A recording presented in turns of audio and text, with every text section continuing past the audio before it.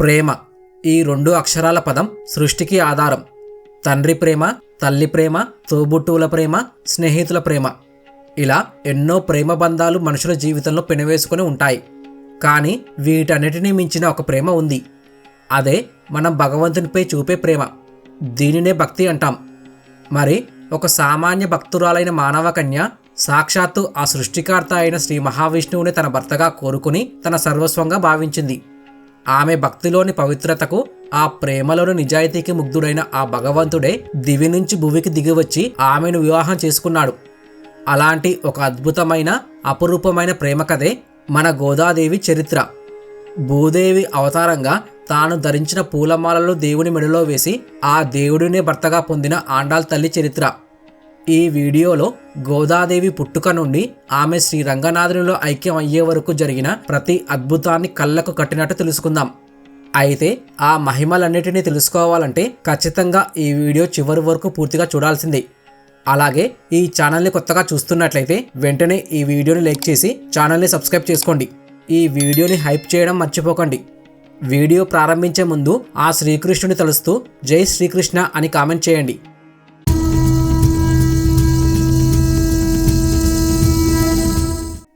సుమారు 1200 సంవత్సరాల క్రితం తమిళనాడులోని శ్రీ విల్లుపుత్తూరు అనే ఒక పుణ్యక్షేత్రం. ఇక్కడే శ్రీకృష్ణుడు మర్యాకు మీద తేలియాడుతూ లోకాన్ని రక్షించాడని నమ్మకం. ఈ క్షేత్రంలో చిన్ని కృష్ణుడు వటపత్రశాయి అనే పేరుతో కొలువై ఉన్నాడు. శ్రీవిల్లుపుత్తూరులో విష్ణు చిత్తుడు అనే ఒక గొప్ప విష్ణు భక్తుడు నివసించేవాడు. ఇతని అసలు పేరు భట్టనాథుడు. ఆయనకు వేదాలు శాస్త్రాలు అన్నీ తెలిసినా పాండిత్య గర్వం అనేది ఏ కోశానా లేదు. విష్ణు చిత్తుడికి తెలిసినదల్లా ఒకటే, ఆ వటపత్రశాయి సేవ. విష్ణు చిత్తుడు ప్రతిరోజు నదిలో స్నానం చేసి తాను స్వయంగా పెంచిన తులసివనంలోకి వెళ్ళి సుగంధ పరిమళాలు వెదజల్లే రంగురంగుల పూలతో అందమైన మాలలుగా కట్టి ఆ వటపత్రశాయికి సమర్పించడం ఆయన దినచర్య.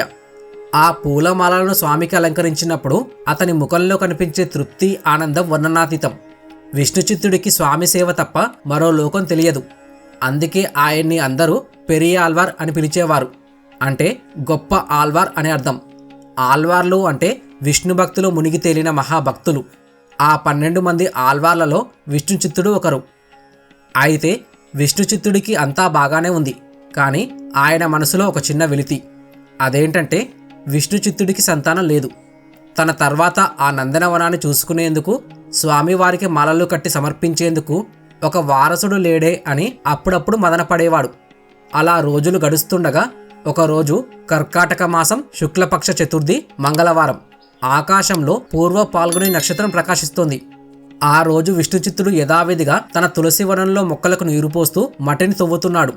అలా ఒక తులసి మొక్క కింద తవ్వుతుండగా ఆయన గడ్డపారకు ఏదో మెత్తగా తగిలింది. విష్ణుచిత్తుడు ఆశ్చర్యపోయి జాగ్రత్తగా మట్టిని చేతులతో పక్కకు తీశాడు. అక్కడ ఓ అద్భుతం. పసిడి బొమ్మ లాంటి ఒక ఆడ శిశువు కనిపించింది. ఆ పాప చుట్టూ ఒక దివ్యమైన తేజస్సు ఆవరించి ఉంది. ఆ పాపను చూడగానే ఆయనకు ఒళ్ళంతా పులకరించిపోయింది. ఈ నిర్మానుష్యమైన తులసివనంలోకి ఈ చిన్నారి ఎలా వచ్చింది? ఈ పాప అందరిలాంటిది కాదు. సాక్షాత్తు ఆ వటపత్రశాయి నాపై కరుణించి నా కోరిక తీర్చడానికి పంపిన ప్రసాదం అనుకున్నాడు. అయితే పురాణాల ప్రకారం ఆ పాప సాక్షాత్తు భూదేవి అవతారం. కలియుగంలో మానవులు భగవంతుడిని చేరే మార్గం తెలియక తల్లడిల్లుతున్నారని, వారికి భక్తి యొక్క గొప్పదనాన్ని, ప్రేమ యొక్క శక్తిని చాటి చెప్పడానికి భూదేవే స్వయంగా ఒక చిన్నారిలా వచ్చింది. త్రేతాయుగంలో జనక మహారాజుకు సీతమ్మ ఎలాగైతే భూమిలో దొరికిందో, అదేవిధంగా కలియుగంలో విష్ణుచిత్తుడికి ఈ పాప దొరికింది. అందుకే ఆమెను అయోనిజ అంటారు. అయోనిజ అంటే తల్లి గర్భం నుండి కాకుండా దివ్యంగా ఆవిర్భవించింది అని అర్థం. ఆ చిన్నారిని చేతుల్లోకి తీసుకున్న విష్ణుచిత్తుడి ఆనందానికి అవధుల్లేవు. స్వామి తనపై కరుణ చూపించాడని పొంగిపోయి ఆ పసికందును గుండెలకు హత్తుకొని నేరుగా ఇంటికి తీసుకెళ్లాడు. పూల మాలల మధ్య దొరికిన తన ముద్దుల కూతురికి కోదై అని పేరు పెట్టాడు. కోదై అంటే తమిళంలో పూలమాల అని అర్థం. తర్వాత ఆమె పేరు కోదై కాస్త సంస్కృతంలో గోదాగా మారింది. గో అంటే వాక్కు, దా అంటే ఇచ్చేది. తన వాక్కుతో, కీర్తనలతో స్వామివారి గుణగణాలను కీర్తించినది కాబట్టి గోదా అయ్యింది. విష్ణుచిత్తుడు ఆమెను అల్లారు ముద్దుగా పెంచసాగాడు. ఆ చిన్నారి రాకతో విష్ణుచిత్తుడి ఇల్లు ఆనందంతో నిండిపోయి ఆయన జీవితం పరిపూర్ణమైంది. అయితే కోదైకి చిన్నప్పటి నుండే భక్తి వాతావరణం అలవడింది. ప్రతిరోజు తండ్రితో పాటు తులసివనంలోకి వెళ్ళి రంగురంగుల పూలను చూసి మురిసిపోయేది. విష్ణుచిత్తుడు పూలు కోస్తుంటే తాను కూడా చిట్టి చేతులతో పూలను తెప్పడానికి ప్రయత్నించేది. తన తండ్రి మాలలు కడుతుంటే ఆసక్తిగా చూస్తూ పక్కనే కూర్చునేది. విష్ణుచిత్తుడికి శ్రీకృష్ణుడు అంటే ప్రాణం. ప్రతిరోజు తన కూతురిని ఒళ్ళో కూర్చోబెట్టుకుని శ్రీకృష్ణుడి లీలలు చెప్పేవాడు. గోకులంలో కృష్ణుడు చేసిన అల్లరి, గోపికలతో ఆడిన రాసలీలలు, కాళీయుని పడగలపై చేసిన నాట్యం, వెన్న దొంగతనాలు, గోవర్ధనగిరిని చిటికన వేలిపై ఎత్తిన సంఘటన, ఇలా ప్రతి కథను ఎంతో ఆసక్తికరంగా కళ్ళకు కట్టినట్టు వర్ణించేవాడు. శ్రీకృష్ణుడి గురించి వింటున్నప్పుడు కోదై ప్రపంచాన్ని మర్చిపోయేది. ఆమె మనసంతా కృష్ణుడే నిండిపోయి తనను తాను ఒక గోపికగా ఊహించుకోసాగింది. ఆమె ప్రేమ లౌకికమైన ఆకర్షణ కాదు, తన ఆత్మ పరమాత్మలో లీనం అవ్వాలని తప్పించే ఒక యోగి తపస్సు లాంటిది. కోదై దృష్టిలో శ్రీకృష్ణుడు ఒక దేవుడు మాత్రమే కాదు, తన ప్రియుడు, తన ప్రాణసఖుడు, తన భర్త. ఈ భూమి మీద ఏ రాజకుమారుడు ఆమె కంటికి ఆనలేదు. నేను వివాహం చేసుకుంటే ఆ కృష్ణుడినే చేసుకుంటాను, లేకపోతే నా జీవితాంతం కన్యగానే ఉండిపోతాను అని నిశ్చయించుకుంది. కోదై భక్తిలోని తీవ్రత, ప్రేమలోని స్వచ్ఛత ఆమెను ఒక సామాన్య యువతి నుండి ఒక మహోన్నత స్థాయికి తీసుకెళ్లాయి. కోదై జీవితంలో జరిగిన ఒక అద్భుతమైన సంఘటనే ఆమెకు ఆండాల్ అనే పేరును తెచ్చిపెట్టింది. ప్రతిరోజులాగే విష్ణుచిత్తుడు ఆ వటపత్రశాయి కోసం అత్యంత భక్తి శ్రద్ధలతో పూలమాలను సిద్ధం చేసి వాటిని ఒక పళ్ళెంలో పెట్టి స్నానానికి నదికి వెళ్ళాడు. అయితే ఆ సమయంలో ఇంట్లో ఒంటరిగా ఉన్న కోదై దృష్టి ఆ పూలమాలలపై పడింది. ఆ పూలమాలలను చూడగానే ఆమె మనసులో ఒక మధురమైన, వింతైన ఆలోచన వచ్చింది. ఈ పూలమాలలు నా ప్రాణనాథుడైన శ్రీరంగనాథుడి కోసం కట్టినవి. స్వామివారికి అలంకరించే ముందు ఈ మాలలు నాకు నప్పుతాయో లేదో చూసుకుంటే ఎలా ఉంటుంది? నేను శ్రీరంగనాథుడికి కాబోయే భార్యను కదా, నేను అందంగా కనిపిస్తే ఆయన కూడా సంతోషిస్తాడు కదా అనుకుంది. గోదాదేవిది ఒక అమాయకమైన ప్రేమతో చేసిన ఆలోచన, లోకజ్ఞానం తెలియని స్వచ్ఛమైన భక్తితో వచ్చిన తలంపు. వెంటనే గోదాదేవి ఆ అందమైన పూలమాలను తీసుకొని తన సిగలో అలంకరించుకుంది. ఆ రోజుల్లో అద్దాలు లేవు కాబట్టి ఇంట్లో ఉన్న నీటి బావి దగ్గరకు వెళ్ళి ఆ బావిలోని నీళ్లలో తన ప్రతిబింబాన్ని చూసుకుంది. తను అలంకరించుకున్న పూలమాలతో తన ముఖం మరింత ప్రకాశవంతంగా కనిపించడం చూసి ఎంతో మురిసిపోయింది. ఆహా, నేను శ్రీరంగనాథుడికి తగిన దానిలా ఉన్నాను, ఈ పూలమాలలు ఆయనకు తప్పకుండా నచ్చుతాయి అని సంతోషపడింది. గోదాదేవి కొద్దిసేపు ఆ ఆనందంలో తేలియాడిన తర్వాత తండ్రి వచ్చే సమయం అయ్యిందని నెమ్మదిగా ఆ మాలను తీసి యథావిధిగా పల్లెల్లో పెట్టేసింది. తను మాలను ధరించిన విషయం ఎవరికీ తెలియదు. ఇది తనకు, తన స్వామికి మధ్య ఉన్న ఒక చిన్న రహస్యం అనుకుంది. అయితే విష్ణుచిత్తుడికి ఈ విషయం అస్సలు తెలియదు. ఆయన ఆ మాలలను తీసుకెళ్లి వటపత్రశాయికి సమర్పించేవాడు. ఇక్కడ ఆశ్చర్యం ఏమిటంటే కోదై ధరించిన మాలలను స్వామికి అలంకరించిన రోజున స్వామివారి విగ్రహం మరింత తేజోవంతంగా కలకలలాడుతూ కనిపించేది. ఆ మాలల్లోని పువ్వులు మరింత సువాసన భరితంగా, తాజాగా అనిపించేవి. పెరియాల్ వారికి దీని వెనుక ఉన్న రహస్యం ఏమిటో అర్థమయ్యేది కాదు. ఇది ఒక రోజుతో ఆగలేదు. ప్రతిరోజు ఇదే తంతు. విష్ణుచిత్తుడు స్నానం చేయడం కోసం వెళ్ళగానే కోదై ఆ మాలలను ధరించి బావిలో తన అందాన్ని చూసుకొని మురిసిపోయి మళ్లీ పల్లెల్లో పెట్టేసేది. కానీ అన్ని రోజులు ఒకేలా ఉండవు కదా. ఒకరోజు విష్ణుచిత్తుడు మాలను తీసుకుని ఆలయానికి బయలుదేరుతుండగా ఆ పూలమాలలో ఒక పొడవైన వెంట్రుక చిక్కుకొని ఉండడం గమనించాడు. విష్ణుచిత్తుడికి గుండె ఆగినంత పనైంది. అయ్యో, మహా అపచారం జరిగిపోయింది. తల వెంట్రుక ఉన్న మాలను, ఆడవారు ధరించిన మాలను స్వామివారికి సమర్పించడమా? ఇంతకాలం నేను తెలియక ఎంత పెద్ద పాపం చేశాను. వటపత్రశాయి, నన్ను క్షమించు అని తలబాదుకున్నాడు. విష్ణుచిత్తుడు కోపంతో ఇంట్లోకి పరిగెత్తుకెళ్ళి, ఎవరు ఈ పని చేసింది? స్వామివారి కోసం సిద్ధం చేసిన మాలను ఎవరు ముట్టుకున్నారు అని గట్టిగా అరిచాడు. భయంతో వణికిపోతూ కోదై తలదించుకొని నిలబడింది. నాన్న, నేనే అని నెమ్మదిగా చెప్పింది. కోదై మాట వినగానే విష్ణుచిత్తుడు నిర్ఘాంతపోయాడు. అమ్మా గోదా, ఎంత అపచారం చేశావో తెలుసా? ఇది మహాపాపం. స్వామివారు మనల్ని ఎలా క్షమిస్తాడు అని కన్నీళ్లతో బాధపడుతూ ఆ రోజంతా ఏమీ తినకుండా పస్తులుండి విలపిస్తూ గడిపాడు. స్వామి, నా కూతురు తెలియక చేసిన తప్పును క్షమించు, నన్ను దండించు, కానీ ఆ పసిదాన్ని ఏమీ అనకు అని ప్రార్థిస్తూనే నిద్రలోకి జారుకున్నాడు. అప్పుడు విష్ణుచిత్తుడి కలలో సాక్షాత్తు ఆ శ్రీరంగనాథుడే ప్రత్యక్షమయ్యాడు. స్వామివారి ముఖం చిన్నబుచ్చుకొని ఉంది. పెరియాల్వార్ ఆశ్చర్యపోయి, స్వామి, ఏమిటిది? మీ ముఖంలో కాంతి లేదు. నేను చేసిన అపరాధం వల్ల మీరు నాతో మాట్లాడటం కూడా మానేశారా అని అడిగాడు. అప్పుడు స్వామివారు మందహాసంతో ఇలా అన్నాడు, ఓ విష్ణుచిత్త, నువ్వు అపచారం అంటున్నావేంటి? ఈరోజు నాకు పూలమాలలో ఎందుకు తీసుకురాలేదు? నాకు నీ కూతురు గోదా ధరించిన మాలలే కావాలి. వాటిలో ఉండే పరిమళం, పవిత్రత మరే మాలల్లోనూ లేదు. కోదై సామాన్యురాలు కాదు, సాక్షాత్తు భూదేవి అంశ. ఇప్పటి నుండి ప్రతిరోజు ఆమె ధరించిన మాలలనే నాకు తీసుకురా. అవే నాకు అత్యంత ప్రీతిపాత్రమైనవి అన్నాడు. శ్రీ రంగనాథుడి మాటలు విన్న విష్ణుచిత్తుడు నిద్రలోంచి ఉలిక్కిపడి లేచాడు. ఆయన శరీరం ఆశ్చర్యంతో, ఆనందంతో కంపించిపోయింది. తన కుమార్తె సామాన్యురాలు కాదని, సాక్షాత్తు జగన్మాత అని గ్రహించాడు.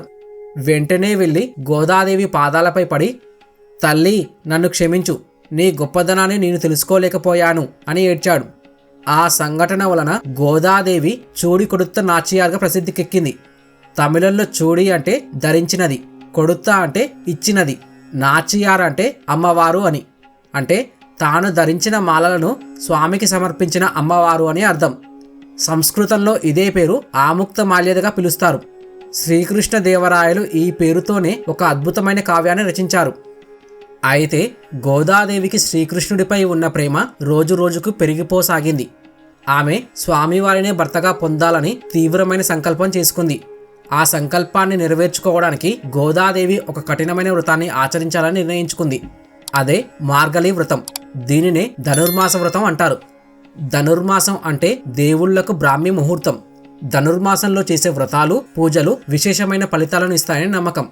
ద్వాపర యుగంలో గోపికలు కృష్ణుడిని భర్తగా పొందడానికి కాత్యాయని వ్రతం చేసినట్టే గోదాదేవి కూడా ఈ వ్రతాన్ని ఆచరించి తన శ్రీకృష్ణుడిని పొందాలని నిశ్చయించుకుంది. కానీ గోదాదేవి ఈ వ్రతాన్ని ఒంటరిగా చేయలేదు. ఆమె శ్రీ విల్లుపుత్తూరులో ఉన్న ఒక అమ్మాయిగా కాకుండా ద్వాపర యుగంలోని బృందావనంలో ఉన్న ఒక గోపికగా ఊహించుకుంది. ఆమె స్నేహితురాళ్ళందరినీ మిగతా గోపికలుగా భావించింది. గోదాదేవి ఆ వ్రతాన్ని ఎలా ఆచరించిందో, తన స్నేహితురాళ్లను ఎలా నిద్రలేపిందో, శ్రీకృష్ణుని గుణగణాలను ఎలా కీర్తించిందో వివరిస్తూ రోజుకొక పాశురం చొప్పున 30 రోజుల పాటు 30 పాశురాలను రచించింది. పాశురాలు అంటే పద్యాలు. ఈ 30 పాశురాలను తిరుప్పావై అంటారు. తిరుప్పావై అంటే ఒక పవిత్రమైన వ్రతం గురించిన గానం. తిరుప్పావై కేవలం ఒక కావ్యం కాదు, ఇది వేదాల సారం, భక్తి మార్గానికి ఒక దిక్సూచి. మొదటి 5 పాశురాలు ఈ వ్రతం యొక్క నియమాలను, ఉద్దేశాన్ని వివరిస్తాయి. మొదటి పాశురంతో గోదాదేవి తన వ్రతాన్ని ప్రారంభిస్తుంది. వారు ఈ వ్రతం ఎందుకు చేస్తున్నారో, ఈ వ్రతం చేయడం వలన ఎలాంటి ఫలం దక్కుతుందో చెబుతుంది. కళ్ళకు కాటుక పెట్టుకోమని, పూలు ముడవమని, పాలు నెయ్యి వంటివి తినమని, చేయకూడని పనులు చేయకుండా మంచి పనులే చేస్తూ దాన ధర్మాలు చేస్తూ శ్రీకృష్ణుడిని కీర్తిస్తే వర్షాలు బాగా కురుస్తాయని, దేశం సుభిక్షంగా ఉంటుందని చెబుతుంది. ఇక 6 నుండి 15 వరకు గల 10 పాశురాలలో గోదాదేవి ఇంకా నిద్రపోతున్న తన స్నేహితురాలను నిద్రలేపుతుంది. ప్రతి పాశురంలో ఒక్కో గోపికను, అంటే ఆమె స్నేహితురాలిని, వారి ఇంటి గుర్తులను వర్ణిస్తూ, ఇంకా నిద్రపోతున్నావా, తెల్లవారింది, ఆలయాల్లో శంఖరావాలు వినిపిస్తున్నాయి, పక్షులు కిలకిలారావాలు చేస్తున్నాయి, లే మనం శ్రీకృష్ణుడిని సేవించుకోవడానికి వెళ్దాం అని బతిమాలుతుంది. కొన్నిసార్లు గోదాదేవి ముద్దుగా కోపడుతుంది. ఇది కేవలం తన స్నేహితురాలను నిద్రలేపడం కాదు, అజ్ఞానం అనే నిద్రలో ఉన్న జీవాత్మలను పరమాత్ముని వైపు నడిపించడానికి భగవంతుడు చేసే ప్రయత్నానికి ఇది ప్రతీక. 16 నుండి 20వ పాశురం వరకు గోపికలందరూ కలిసి నందగోపుని ఇంటికి చేరుకుంటారు. అక్కడ యశోదను, నందుడిని, బలరాముడిని, చివరకు ఆ కృష్ణుడిని నిద్రలేపుతారు. నీలాదేవి అనే కృష్ణుని భార్యను కూడా లేపి తమకు శ్రీకృష్ణుని దర్శనం ఇప్పించమని వేడుకుంటారు. ఇక 21 నుండి 28వ పాశురం వరకు నిద్రలేచిన కృష్ణుడి గుణగణాలను, ఆయన సౌందర్యాన్ని, ఆయన పరాక్రమాన్ని కీర్తిస్తారు. కృష్ణుడి గొప్పదనాన్ని పొగుడుతూ తమ కోరికను విన్నవించుకుంటారు. 29వ పాశురంలో వారు తమ అసలైన కోరికను స్పష్టంగా చెబుతారు. స్వామి, మాకు ఆస్తులు, సుఖాలు, ధనం ఏవీ వద్దు. మాకు కావలసింది ఒక్కటే, 7 జన్మలకు నీతోనే ఉండాలి. మాకు నీకు మధ్య ఉన్న ఈ బంధం ఎప్పటికీ విడిపోకూడదు. నీకు సేవ చేసుకునే భాగ్యాన్ని మాకు ప్రసాదించు. ఇదే తిరుప్పావైలోని చివరి పాశురాల సారాంశం. చివరగా 30వ పాశురం అనేది ఫలశ్రుతి. ఈ తిరుప్పావై గానాన్ని ఎవరు గానం చేస్తారో, భక్తితో వింటారో వారికి ఆ శ్రీ మహావిష్ణువు కృప కలిగి సకల ఐశ్వర్యాలు, ఆనందం లభిస్తాయని గోదాదేవి స్వయంగా చెబుతుంది. తిరుప్పావై కేవలం 30 పాశురాల సమాహారం కాదు, అది ఒక సంపూర్ణ భక్తి శాస్త్రం. ఇది అన్ని వేదాలకు విత్తనం లాంటిది. అతి చిన్న వయసులో గొప్ప తాత్వికతను, వేదాంత సారాన్ని అందమైన సరళమైన తమిళ భాషలో అందించడం గోదాదేవి యొక్క ప్రజ్ఞకు, ఆమె దివ్యత్వానికి నిదర్శనం. అయితే గోదాదేవి వయసు పెరుగుతోంది. లౌకికంగా ఆమెకు పెళ్లి చేయాల్సిన సమయం వచ్చింది. ఆమెను వివాహం చేసుకోవడానికి ఎంతోమంది ముందుకు వచ్చారు. కానీ గోదాదేవి నా భర్త శ్రీరంగంలో ఉన్న రంగనాథుడే అని కరాఖండిగా చెప్పేసింది. విష్ణు చిత్తుడికి తన కూతురి పరిస్థితి చూసి దిగులు పట్టుకుంది. భగవంతుడా, ఏమిటి నీ లీల? నా కూతురు నిన్నే భర్తగా కోరుకుంటోంది. నేను తండ్రిగా నా కర్తవ్యాన్ని ఎలా నెరవేర్చాలి? దారి చూపించు స్వామి అని ఆ వటపత్రశాయినే వేడుకున్నాడు. భక్తుల మొర ఆలకించని భగవంతుడు ఉంటాడా? అప్పుడు ఒకే రాత్రి 2 చోట్ల 2 అద్భుతాలు జరిగాయి. విష్ణు చిత్తుడి కలలో వటపత్రశాయి కనిపించి, విష్ణుచిత్త, చింతించకు, నీ బిడ్డ సామాన్యురాలు కాదు. గోదాదేవి నన్ను చేరడానికి జన్మించింది. ఆమెను పెళ్లి కూతురిలా అలంకరించి పల్లకిలో కూర్చోబెట్టి శ్రీరంగం తీసుకురా. అక్కడి శ్రీరంగనాథుడే గోదాదేవిని భార్యగా స్వీకరిస్తాడు అని ఆజ్ఞాపించాడు. అదే సమయంలో 100 కిలోమీటర్ల దూరంలో ఉన్న శ్రీరంగంలో ఆలయ ప్రధాన అర్చకుల కలలో శ్రీరంగనాథుడు ప్రత్యక్షమయ్యాడు. విష్ణు చిత్తుని కూతురు గోదాదేవి నాకు కాబోయే భార్య. మీరు సకల రాజ లాంఛనాలతో, చిత్ర చామరాలతో, మంగళ వాయిద్యాలతో ఎదురెళ్లి ఆమెను నా సన్నిధికి తీసుకురండి అని ఆదేశించాడు. మరుసటి రోజు ఉదయం 2 వైపుల సంబరాలు మొదలయ్యాయి. శ్రీరంగం నుండి ఆలయ అర్చకులు, అధికారులు, వాద్యకారులు ఒక మహోన్నతమైన ఊరేగింపుగా శ్రీవిల్లుపుత్తూరుకు బయలుదేరారు. శ్రీవిల్లిపుత్తూరు పట్టణం మొత్తం పండుగ వాతావరణంలో మునిగిపోయింది. తన కూతురు సాక్షాత్తు ఆ శ్రీమన్నారాయణునే పెళ్లాడబోతుందని విష్ణుచిత్తుడు ఆనందంతో పొంగిపోయాడు. గోదాదేవికి కొత్త పట్టుచీర కట్టి సర్వాభరణాలతో ఒక దేవకన్యలా అలంకరించారు. గోదాదేవి ముఖంలో ఇన్నాళ్ల విరహవేదన స్థానంలో తన ప్రియుడిని చేరబోతున్నానన్న దివ్యమైన కాంతి ప్రకాశిస్తోంది. శ్రీరంగం నుండి వచ్చిన పరివారం శ్రీ విల్లుపుత్తూరుకు చేరుకోగానే విష్ణుచిత్తుడు వారికి స్వాగతం పలికాడు. ఆ తర్వాత ఆ అద్భుతమైన పెళ్లి ఊరేగింపు శ్రీవిల్లుపుత్తూరు నుండి శ్రీరంగానికి బయలుదేరింది. గోదాదేవి పెళ్లి కూతురిలా పల్లకిలో కూర్చొని ఉంది.